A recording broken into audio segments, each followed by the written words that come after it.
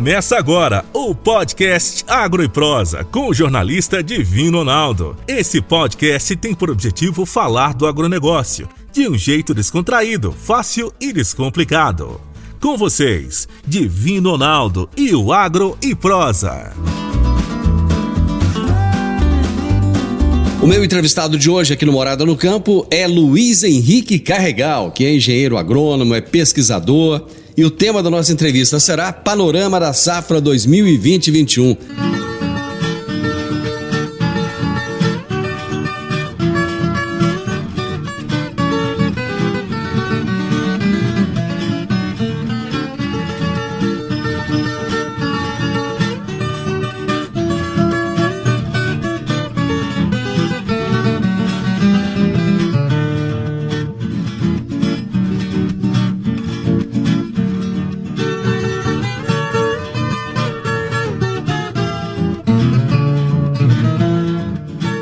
Luiz Henrique Carregal, como é bom ter você aqui, cara. Como é que você tá? Olá, Divino. É um prazer estar junto com vocês, né? O pessoal da Morada no Campo que nos ouve. E o que eu puder contribuir com vocês, nós estamos à total disposição. Cara, já faz algum tempo que eu não falo com você. O que você tem feito da vida? Nós estamos aqui numa correria danada, né? Hoje eu não sou mais professor na universidade. Eu pedi a exoneração do cargo em fevereiro de 2018 e hoje eu estou me dedicando exclusivamente à nossa empresa de pesquisa, que chama Agro Carregal, Pesquisa e Proteção de Plantas. Então a gente continua naquele trabalho diário, né, de desenvolver novas ferramentas, identificar os novos problemas que vêm surgindo na agricultura, principalmente aí na área de fitopatologia. Essas pesquisas que você faz, você é contratado pelas empresas? Como é que funciona? Então, nós temos diferentes segmentos, né?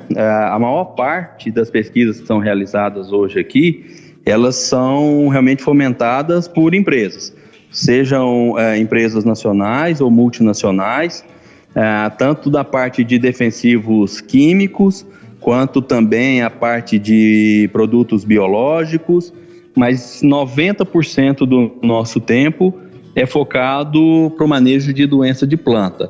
Nós dividimos essas áreas também em controles de nematóide, onde nós temos um especialista nesse setor. Nós temos um setor de sementes, né, inclusive de patologia de sementes, com uma pessoa especialista nessa área.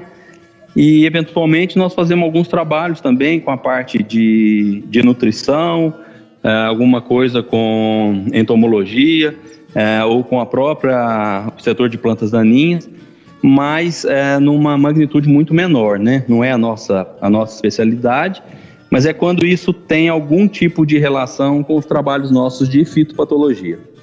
Luiz Henrique, você falava muito que o Brasil era um país que não investia em pesquisa. E parece que a pesquisa ela tomou uma importância muito grande nos últimos anos. E Rio Verde virou um polo de pesquisa, né? Com toda certeza, né? O Brasil na verdade, era limitado às pesquisas desenvolvidas pela Embrapa, que para mim continua sendo a principal empresa de pesquisa nossa no país. A contribuição que a Embrapa ela trouxe e ela continua trazendo em diferentes setores, ela é fundamental, mas algumas lacunas foram deixadas. E essas lacunas elas estão sendo preenchidas por empresas, normalmente empresas privadas, né, de pesquisa, que é o caso aqui da Agro Carregal também. A Rio Verde, hoje, são várias instituições de pesquisa, o que é muito bom para o desenvolvimento da região. E eu acredito que Rio Verde hoje não seja destaque exclusivamente em tecnologia, né, como um polo gerador e difusor de tecnologia, mas também de pesquisa. Cara, vamos falar um pouquinho de doença, né? A ferrugem asiática já apareceu, já está deixando o pessoal aí meio que de cabelo em pé. Numa área de sentinela do Oscar Durigan aconteceu o primeiro caso, aí já aconteceu algum outro aqui em Caiapônia. Como é que você vê o panorama da ferrugem asiática atualmente? Bom, a ferrugem, ela já há 8 anos, 8 safras, ela não é a principal doença que nós temos no sudoeste goiano. Essa época de detecção dela, né, é o que a gente espera mesmo, que é quando a soja já está mais na fase final de enchimento de grãos, e principalmente quando a gente pega uma área que é a sentinela, que não nos faz aplicação alguma, então está mais do que dentro do esperado. E né, se você lembrar daquelas conversas nossas há muitos anos atrás, quando a ferrugem começou, as primeiras diagnoses que a gente fazia eram no mês de final de novembro, teve, por exemplo, dezembro, teve época que a ferrugem chegou para a gente meio que de presente de Natal, né? Aquele final de ano ali era 22 de dezembro, a gente fazia diagnose lá na universidade do primeiro foco de ferrugem. Com o vazio sanitário, que se não me engano foi instituído em 2006, eu acho que foi 2006, né? Depois a gente confere essa data aí, quem for mais curioso. E depois disso a gente conseguiu quebrar um pouco esse ciclo do fungo, né? Porque a gente tinha soja plantada na safrinha e aquilo fazia uma ponte verde, então a ferrugem aparecia muito, muito mais cedo e causava muito mais dano. E apesar da ferrugem asiática naquela época surgir mais cedo, a incidência ser em meses como o mês de dezembro, começo de dezembro, a gente tinha produtos que naquela época eram mais eficientes. Hoje nós temos problemas de resistência desse fungo a diferentes grupos químicos, né? Alguns deles nós aqui descobrimos aqui em Rio Verde, né? O primeiro relato da resistência da ferrugem aos triazóis eu fiz em 2006, né? A safra de 2006-07, nós fizemos o primeiro relato. Depois, mais para frente, em 2012, 13, mas que acabou se confirmando somente em 2014, nós fizemos o primeiro relato mundial de uma ferrugem resistente a estrobilurinas. E depois a Cláudia Godoy, a doutora Cláudia Godoy na Embrapa, fez o relato da resistência da ferrugem às carboxamidas, que era o grupo químico mais moderno, mais novo que a gente tem. Então, dentro desse contexto, o agricultor ele tem que se preocupar com ferrugem sim, por causa dessa redução de eficácia que nós temos dos principais grupos químicos. Mas, por outro lado, como a incidência da doença, graças ao vazio sanitário e às outras medidas que têm sido tomadas, ela está acontecendo mais tarde, a incidência é mais tardia, a gente já tem as áreas aplicadas, nós já temos outras tecnologias que estão sendo utilizadas, como o uso de fungicidas multissítios, a gente minimiza esse risco, né, esse problema. O agricultor não pode esquecer das outras, né, do complexo de doenças que a gente tem na soja e que está tirando aí bastante da produtividade deles. Ou seja, um bom manejo já seria meio caminho andado, até mais de meio caminho andado para se ter um sucesso aí no controle da ferrugem. Com toda certeza. Se o agricultor adotar um manejo pautado na obediência de época de semeadura, de vazio sanitário, de evitar um plantio de soja em safrinha, de utilizar fungicidas multissítios, de rotacionar ingredientes ativos, né, grupos químicos, o máximo de grupos químicos diferentes. Quando ele já trabalha nessa linha para fazer o manejo do complexo de doença, ele está fazendo o manejo da ferrugem asiática. O vazio sanitário, ele veio para ficar? Você acha que isso vai ser algo que vai ser permanente? Ou você acha que em algum momento vai falar assim, olha, nós não precisamos mais de fazer o vazio? Eu acredito que a gente está produzindo soja hoje graças ao vazio sanitário. Então eu não vejo a curto prazo uma possibilidade da gente flexibilizar e muito menos de acabar com o vazio sanitário. Né? A hora que se isso acontecer, aí nós vamos estar colocando não só a sojicultura, mas nós estamos colocando o país em risco. Então, essa medida de controle, hoje ela é fundamental e vai continuar sendo, na minha opinião, para a gente ter sucesso no manejo de doenças. O vazio não é só, ele foi criado pensando na ferrugem, mas ele serve para o resto do complexo de doença e muitas vezes não se fala, mas também para as pragas, né? Para controle aí de mosca branca, de percevejo, de lagartas. Então o vazio sanitário ele é fundamental e eu não vejo né? Pelo menos aí enquanto eu estiver trabalhando ainda com soja, nos próximos, se Deus quiser, 20 e poucos anos aí, eu não vejo a possibilidade de cultivo de soja sem vazio sanitário. Agro e Prosa.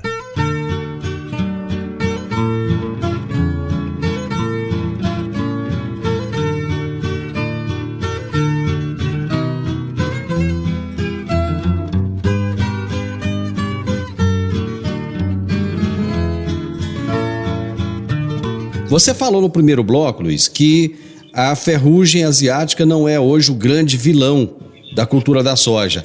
Qual é o grande vilão? O que o produtor mais tem que temer hoje, em termos de doença? Beleza.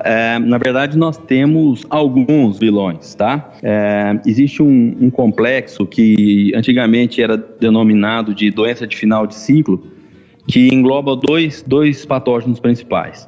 O primeiro seria o fungo Septoria glycinis, que causa a mancha parda, e o segundo é a Cercospora quicuxi, que é o crestamento de Cercospora. Então, essas duas doenças, que eram antigamente conhecidas como DFC, e até hoje o agricultor usa esse termo, às vezes até o pesquisador ainda usa bastante esse termo, elas seriam as principais doenças que nós temos aqui no sudoeste goiano. Dependendo do material, da cultivar que nós estamos plantando, a gente pode ter outras doenças também extremamente importantes, como é o caso da mancha-alvo, que é causada pela Corinéspora, a antracnose, que é causada pelo Coletótricum. Então, essas seriam as principais doenças que nós temos aqui, no sudoeste goiano. Se a gente viaja o país inteiro, conhece lavoura, acho que praticamente todos os estados, e a gente vê que esse complexo, que antigamente era chamado de final de ciclo, isso aí está no Brasil todo, é de norte a sul, mas são doenças que o agricultor não preocupa, né? Infelizmente ele não preocupa. Talvez até pelo nome, né? Doença de final de ciclo, o cara acha que vai acontecer só lá no final do ciclo e não toma as devidas medidas de controle. Essas doenças, elas têm incidido na cultura da soja, às vezes com soja aí de 20 dias de emergência, 25 dias, principalmente a mancha parda, causada aí pela Septoria glycinis. E dentro desse contexto, que a gente não pode esquecer, é que a soja mudou muito nesses últimos, 15 anos, né? A gente tinha aí variedades com potencial para 50, 55 sacos, e hoje nós estamos falando de materiais para mais de 100 sacos por hectare. Basta ver os trabalhos feitos aí pelo SESB, as produtividades acima de 100 sacos, né? Como mudou esse potencial produtivo, outras mudanças também aconteceram, e uma delas está relacionada à dinâmica de doença na cultura. Hoje as doenças incidem mais cedo e o potencial de perda é muito maior. Eu tenho N alunos aí que foram orientados no começo com trabalhos de doença de final de ciclo, e a diferença de produtividade de uma área tratada para uma área não tratada, ela girava em torno de 2, 3 sacos por hectare. Isso há 15 anos atrás.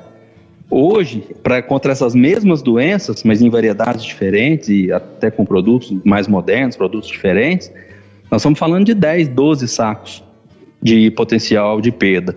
Então a coisa realmente mudou muito. O hábito de crescimento da soja mudou. Antigamente era praticamente tudo de hábito determinado, né? A soja chegava num determinado dia lá após a emergência, lá nos seus 50 e poucos, 60 dias, começava a florescer, que era o tal do R1, a gente começava o manejo ali. As doenças até R1 praticamente não se manifestavam. Hoje nós temos soja com 25 dias que já começou a florescer. Eu tenho sintoma de doença aí antes dos 30 dias. Então, se a soja mudou, né, o seu hábito de crescimento, se mudou o potencial produtivo, se mudou a dinâmica de doença, eu também tenho que mudar a forma com que eu vou controlar isso. A soja mudou, mas a cabeça do produtor, você acha que ela continua aí há 10 anos atrás, da mesma forma como estava antes? Eu acredito que a cabeça do produtor também mudou. Nós temos hoje muita facilidade em relação à informação, o acesso é muito rápido, mas como em qualquer setor, Você tem pessoas que evoluem, que seguem as novas tendências, que se adaptam às novas situações, e tem pessoa que não, né? Isso não necessariamente na agricultura, em qualquer setor é assim. Agora, a informação existe, o cara não usa se não quiser. Eu acredito que uma das transformações grandes que tenham acontecido e que talvez tenha até piorado para a gente fazer o manejo de doença, é que o agricultor, muitas vezes ele deixa de ser agricultor e ele passa a ser o empresário rural, né? Porque hoje ele precisa saber como é que é o mercado futuro, como é que ele vai vender, como é que ele vai comprar. Então, boa parte saiu do campo. Claro, tem equipe, tem muita gente, talvez que esteja auxiliando, mas para mim não tem nada melhor do que o olho do dono. Então, acompanhar o que está acontecendo no campo, as doenças, talvez facilite para o agricultor também mudar a relação com que ele vai fazer esse manejo. Outra coisa que a gente percebeu, né, nesses últimos anos, é que como a informação está muito fácil em relação a acesso e várias fontes de informação, parece que o pessoal está valorizando menos, né? Eu lembro que quando a gente às vezes fazia uma palestra, principalmente quando começou a ferrugem, cara, não cabia o povo na sala. Hoje, você vai fazer uma palestra, por melhor que seja a qualidade da palestra, a maioria dos agricultores já nem participam, né? Eles mandam algum representante. Então, essa facilidade de acesso à informação talvez tenha também interferido um pouco nessa parte que o agricultor consiga ver o problema da lavoura dele e tomar as decisões que são corretas. Essa relação do produtor com a equipe técnica que o assessora, você acha que ele não afastou um pouco mais por acreditar que ele estando cuidando de outras áreas, a equipe técnica vai dar conta de manter um controle, de fazer com que ele tenha uma alta produtividade? Faz total sentido isso que você está falando, né? A hora que o negócio aumenta e que eu preciso de tomar algumas outras decisões, eu preciso ter uma equipe, eu vou delegar a função, né? Eu vou passar isso para uma outra pessoa, para uma outra equipe. Mas o que a gente tem visto e que muitas vezes me assusta é a rotatividade que tem nessa equipe técnica dentro das fazendas. São poucas que você tem aquele gerente que está lá há vários anos, né? O cara que já tem experiência, que conhece a área, que conhece o histórico ali de tudo, que já tem uma linha de raciocínio. Então, hoje, muda-se muito rápido.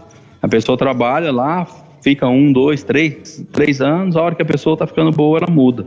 E aí muda a equipe técnica, volta o problema. E isso não é só no agricultor, não, né? Em todas as áreas acontece, acho, da mesma forma. Aqui, para mim, na pesquisa, a gente tem isso acontece também. Você treina, a equipe tá top, tá beleza, a hora que o negócio tá voando, aí a turma troca, aí eu tenho que voltar pro campo, fazer tudo de novo com os meninos, ensinar tudo outra vez. E nesses tempos, se você não tiver uma equipe de transição para fazer isso, você pode perder em qualidade. Agora, imagina se eu não tivesse aqui na minha estação experimental todo santo dia, e acontece isso de trocar uma equipe. Como é que vão ficar os experimentos? Como é que vai ser essa pesquisa? Vai ser confiável? Eu vou gerar alguma coisa que realmente funciona? É a mesma coisa para o agricultor. Se ele tem uma troca de equipe, não tem essa equipe de transição, se ele não está junto acompanhando, pode ser que a equipe nova tome alguma decisão equivocada.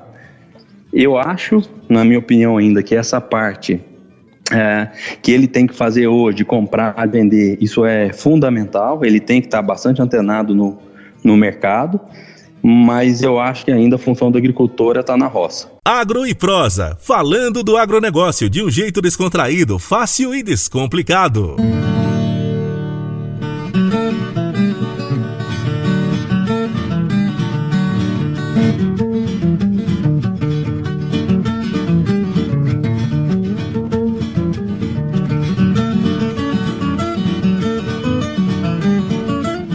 Você deixou bem claro no bloco anterior que as doenças de final de ciclo hoje são uma grande preocupação, mas é interessante porque realmente eu não ouço o pessoal falar disso. Por exemplo, quando se fala de ferrugem, é um burburinho, todo mundo fala, mas mancha parda, por exemplo, é uma coisa que não se ouve. Quais são as principais medidas de controle, tanto para a mancha parda quanto para essas doenças de final de ciclo? Bom, aí sim, cara, primeiro ponto, nós temos que conhecer qual o material que nós estamos plantando, qual variedade, porque existe uma diferença entre materiais. Tem material que eu vou plantar aqui que eu vou ter muita mancha parda na fase inicial, lá com seus 20 e poucos dias, e eu tenho material que ela não vai aparecer cedo.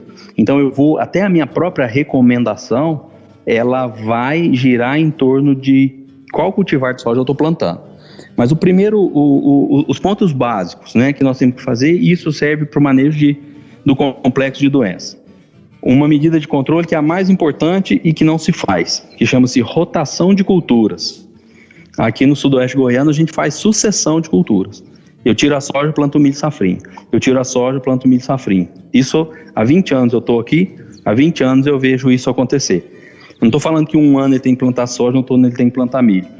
Mas ele tem que pegar e destinar uma parte da área, mesmo que seja 20% dessa área aí, e ele vai ter que fazer rotação de culturas. Essa é a principal medida. Um outro ponto extremamente importante, além da rotação de cultura, é uma adubação equilibrada.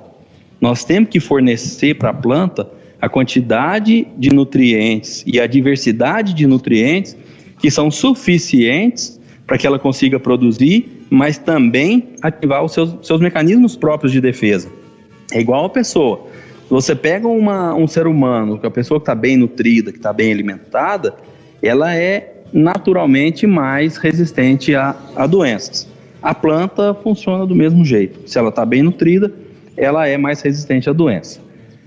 Para a mancha parda especificamente, agora que nós estamos falando da septória, nós fizemos alguns trabalhos de pesquisa aqui bastante interessantes, mostrando para o agricultor a importância dele manter a palhada. O fungo da septória, ele fica no resto de cultura da soja e ele fica também no solo, na matéria orgânica que está no solo. Tá? O fungo consegue sobreviver desse jeito. Quando eu não tenho uma cobertura, ou seja, num plantio convencional, ou que eu não tenho uma palhada de boa qualidade, o que acontece? Quando chove, o respingo da chuva que bate no solo, ele joga o solo com o fungo naquelas folhas unifolioladas e começa a infecção. Então, uma alternativa que foi muito interessante nesses trabalhos nossos de pesquisa foi o quê? Comparar uma área com palhada e uma área sem palhada.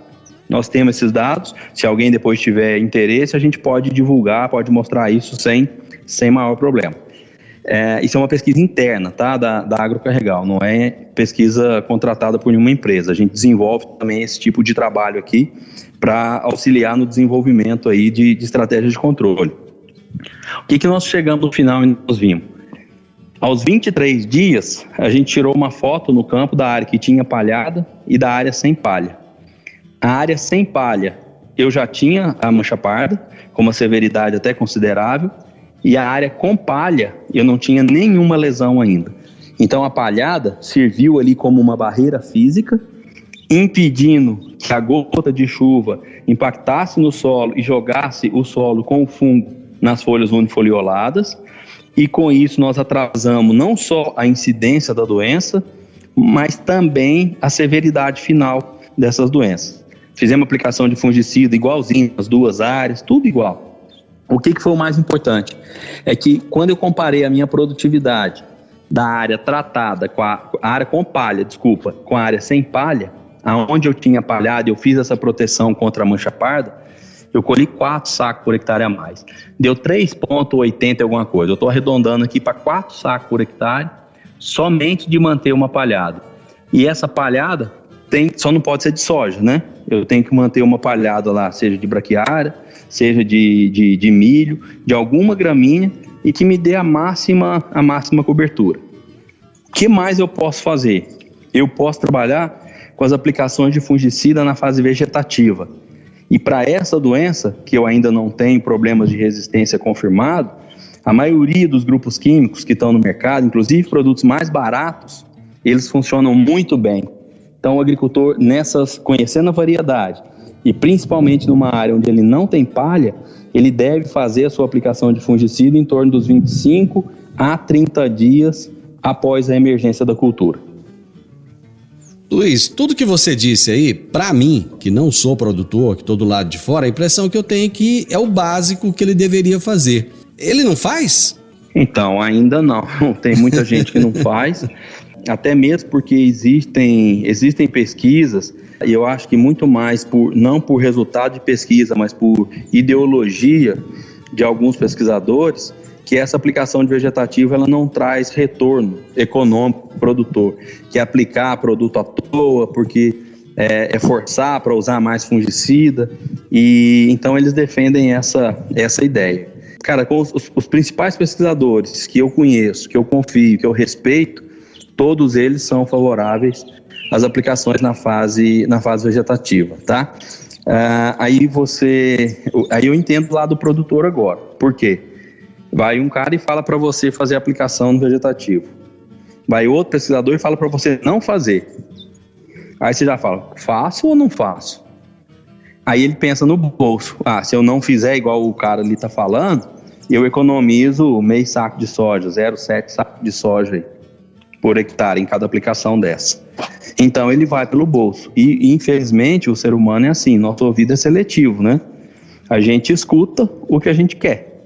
É melhor escutar o cara que está falando para eu não aplicar porque eu economizo dinheiro, do que esse outro que está mandando eu gastar aí mais meio saco por hectare de soja. Só que esse meio saco que ele gastou, ele vai ter 4 para trás, tá? Em relação ao investimento que ele fez. Nós temos diferenças aqui de área aplicada fungicida no vegetativo para área não aplicada de até 8 sacos por hectare. Os números que você está falando aí são números realmente muito expressivos. Você falou que houve uma mudança muito grande na cultura da soja nos últimos 10 anos. Daqui para os próximos 10 anos, essa mudança, ela vai continuar a ser tão significativa? Eu acredito que sim, porque nós temos uma limitação em relação ao crescimento, à expansão para novas áreas, né? Apesar do Brasil, o pessoal de fora do país fala mal, que a gente está desmatando, fala esse monte de asneira, que não sabe nem o que está acontecendo, a gente tem uma pressão não só interna, mas principalmente externa, para não aumentar as áreas de cultivo. Então o que nós vamos ter que aumentar? Nós vamos ter que aumentar a quantidade produzida dentro da mesma área. Hoje, todas as empresas de melhoramento, o foco principal é o quê? Aumento de produtividade. E não estou falando que está errado, eu acho que tem que ser isso aí mesmo. Só que muitas das vezes funciona como uma gangorra. Você põe a produtividade de um lado e você põe a resistência a doenças que vem da rusticidade da planta do outro lado. Quando você aumenta o seu potencial produtivo, imediatamente você está baixando a sua parte em relação à resistência à doença. Então, as plantas vão ter potencial para produzir cada vez mais, só que elas vão se tornar cada vez mais suscetíveis a doenças, né? Esses problemas que nós estamos vendo hoje. O melhoramento vai continuar buscando mais produtividade? Claro que vai. Nós temos que produzir mais dentro da área que a gente já utiliza hoje para o cultivo da soja, né? Então, eu acredito que essas mudanças continuam acontecendo. E nós vamos continuar também tendo que fazer as pesquisas e mostrar que o manejo de doença mudou. Hoje se fala para fechar a cultura, mesmo que variedade de ciclo mais curtas, precoce, se você quiser manter o seu alto potencial produtivo, você vai ter que trabalhar com mais ou menos 4 aplicações de fungicida, tá? Para proteger a sua cultura. Agora, tem gente que passa com uma. Beleza, mas colhe 60 e pouco sacos. Está ganhando dinheiro? Continua ganhando dinheiro, porque a soja é a cultura que mais aceita desaforo. Você entra, faz errado, você perde o time e no final você ganha dinheiro. Isso acontece. O agricultor fala que não, ele reclama dos custos, ele chora, mas no final das contas, mesmo fazendo um manejo não mais eficiente, né, o que poderia ser melhor, uma coisa meia boca, para falar no português claro, ele ainda ganha bastante dinheiro no final. Agora, se fizer como deve ser, se der atenção para o manejo como deve ser, ele vai ganhar muito mais dinheiro do que ele tá ganhando hoje. Essas mudanças vão continuar. E essas mudanças não são só em relação à cultura. As mudanças acontecem também pela própria evolução em relação aos fungos. Eu te falei que tinha outra doença no final de ciclo, a cercóspora. A gente conhecia isso aí como cercóspora kikuchi há vários anos. Hoje se tem um levantamento que é um complexo de cercóspora. Tem várias outras, eles chamam de linhagens genealógicas, né? Ou algumas provavelmente vão ser chamadas de espécie, mas nós não temos só cercóspora kikuchi mais na soja, né? São várias, alquemilícola, flagelares, são várias outras espécies ou subespécies ou essas linhagens genealógicas que já estão acontecendo. O que é isso na prática? Isso é a adaptação do fungo à situação real que ele está sendo selecionado, que ele tem essa pressão de seleção. Então nós vamos ter novos fungicidas sendo desenvolvidos, novos casos de resistência acontecendo. A agricultura é um processo extremamente dinâmico, extremamente. Nós não temos escolha. Vai mudar, a soja vai continuar mudando e você pode esperar aí nos próximos 10 anos produtividades bem acima do que nós estamos falando hoje. Bom, o campeão, você até citou o exemplo do SESB, o campeão do ano passado, a produtividade dele foi 118,82 sacas por hectare. Isso, logicamente, que são cases, né? O cara vai lá, planta um talhão, trata aquilo de uma forma diferenciada e obtém essa média. Mas a média nacional ainda é bem abaixo disso. Quando é que você acha que a gente vai chegar em uma média nacional de 100 sacas por hectare? Eu não tenho como fazer uma previsão de falar se vai ser daqui 5, daqui 10 anos. Porque quando a gente trabalha com média, nós temos o cara que colhe o 100, exatamente. Que do SESB está colhendo, e tem cara que colhe 30. Exatamente. Né? Esse é o grande problema. Mas a hora que esses preços da soja, né, se regularem, que ele está absurdamente fora do normal, né, que isso aí se regular e que o cara tiver que fazer a coisa bem feita no campo, né, que a soja não tolerar tanto desaforo quanto ela tolera hoje, aí nós vamos chegar mais próximo de atingir essa média. Eu vou falar para você dentro da nossa estação experimental, que a gente tem o controle e que reflete a situação real de campo, tá? Nada do que é feito aqui é muito diferente do que o agricultor faz. O que talvez a gente faça melhor do que o agricultor no campo é em relação ao controle de pragas. Por quê? Eu não posso ter minha folha furada por um inseto, ou comida por lagarta, ou perder vagem por ataque de percevejo. Então a gente faz normalmente um pouco mais de aplicações de inseticida do que um agricultor normalmente faz no campo, tá? Essa é uma diferença. Outra seria no controle de planta daninha. Pode ser que tenha algumas áreas que ele não faça um controle tão efetivo igual a gente consegue fazer aqui. Mas a gente usa os mesmos produtos, as mesmas doses, muitas vezes o mesmo número de aplicação, tá bom? Quanto que nós estamos colhendo aqui nas nossas áreas de experimento? Claro que depende de variedade, mas não tem nada disso que o pessoal do SESB faz, que é uma área especial para dar altos rendimentos, tá?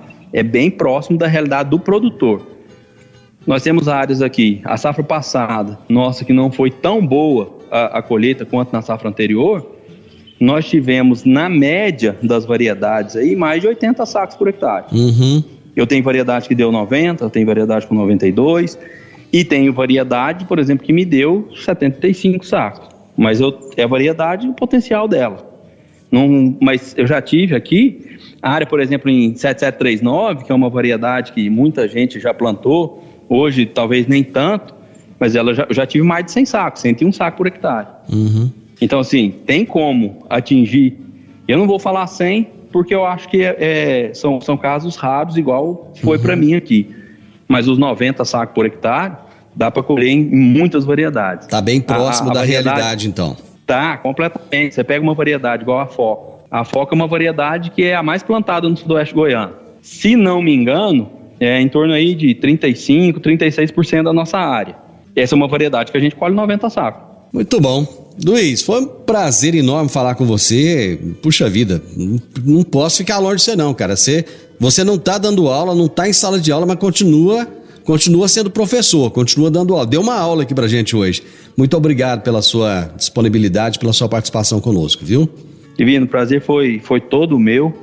Eu tô à disposição e eu vou te falar, cara, que os melhores professores que eu tive, que eu conheci e que eu conheço até hoje, são os que estão na roça o dia inteiro, tá bom? Um grande abraço para vocês, sucesso aí para todos os produtores, que tenham uma excelente colheita e que enche o bolso de dinheiro. Você ouviu o podcast Agro e Prosa. Se gostou, compartilhe, recomende e nos siga nas diferentes plataformas de podcast.